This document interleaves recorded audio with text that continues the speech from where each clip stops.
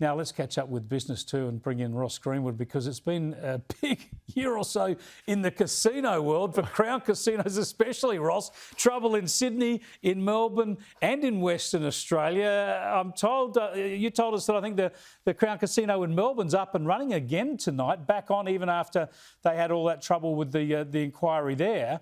Yet in the West, or from the West at least, we don't know where James Packer was, do we? James Packer was giving some pretty amazing evidence today to that Western Australian inquiry. So he was indeed. So he was at Elestina in Argentina.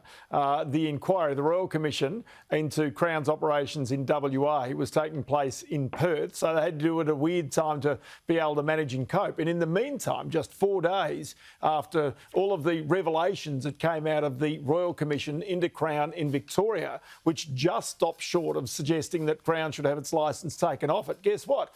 Post-COVID, it's back and operating. The wheels are spinning in Melbourne tonight. And so there's been a statement out from the new Chief Executive, Steve McCann, late this afternoon that says we're pleased to be able to welcome back thousands of our employees to Crown Melbourne and to look forward again providing exceptional experiences for our customers. As I said, at the beginning of this week, they were holding their breath just wondering whether they were capable of doing that. And of course, in New South Wales, they're still going through all of the hoops to be able to really get the approval of the Independent Liquor and Gaming Authority that they can start gambling and gaming in New South Wales for the very first time.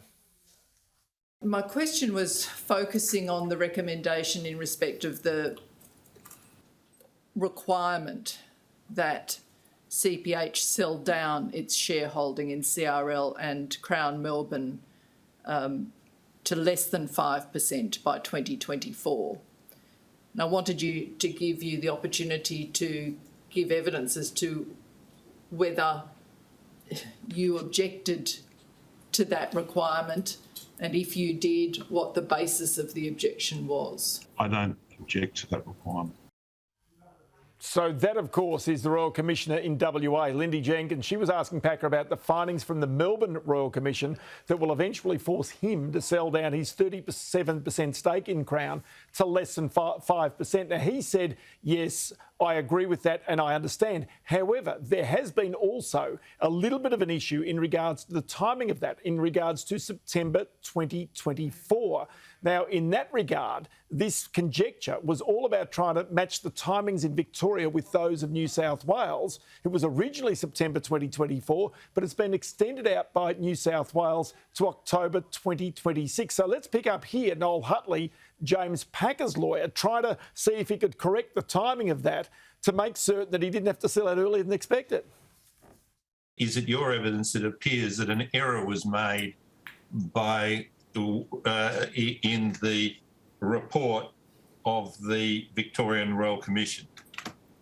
I wouldn't presume to say that, but it was an inconsistency. So, Chris, the bizarre part about this is it would appear as though, even though they're not saying it, that the Victorian Royal Commission has made a mistake in suggesting that James Packer has to sell down by September 2025, when New South Wales has given him an extension out until 2026. That's the story. Yeah, it is just extraordinary, and also bizarre that this bloke's been the powerhouse of this operation for so long, but he's going to become a minor player, as you say, depending on when that timing actually is. The other bizarre story of business today, though, is Facebook, right? This is more than just changing its name, what Mark Zuckerberg's up to here. OK, so Facebook today has changed its name to Meta. Now, you might sit there and go, what? You Meta? OK, so this is all about turning every one of us into a cartoon character. Let's get Mark Zuckerberg to explain this himself. The idea is like you go in wherever you are, you can have your perfect setup, you can have all your different monitors. People can stop in and collaborate quickly, but it's really great for kind of focused work, and that will get better over time. The second area is around collaboration, which is really what this is focused on, which is the notion that like we shouldn't really have to physically be together to feel present or collaborate or brainstorm. So, Chris, the amazing thing is he spent already the best part of $10 billion developing the metaverse. And the idea is that we're all going to be able to communicate in the future without being real, without being in the same room as each other, and effectively we can be anything we want to look like, I guess. If I'm going to be a cartoon character, I want my hair back. I'm going to be Springhead again. Hey, now on Monday, it's a big day in the country. The border's open. You can fly in and out of the country without quarantine, at least if you're an Australian citizen for now. And on Business Weekend, you're talking to Alan Joyce.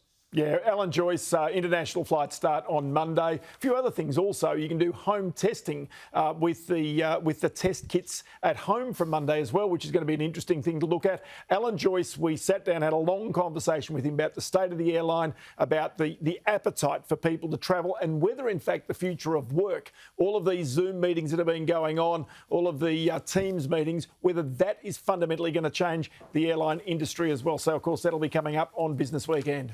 Great stuff, Ross. Look forward to it. Ross Greenwood there. He'll be back at 11 o'clock Sunday morning with Business Weekend and that Alan Joyce interview.